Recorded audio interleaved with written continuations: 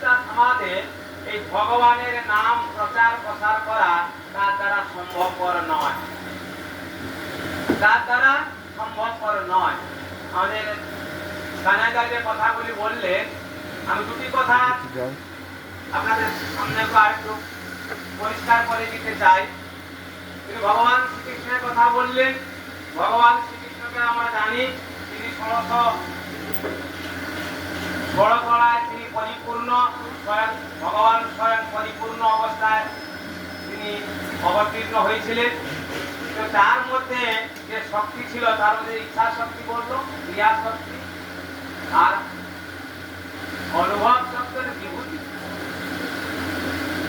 এই যে ইচ্ছা শক্তি, এই ইচ্ছা শক্তিটা যাদের মধ্যে যত প্রবল, তারা অসম্ভবকে সম্ভব করতে পারে, তারা অসম্ভবকে সম্ভব করতে পারে। আজকে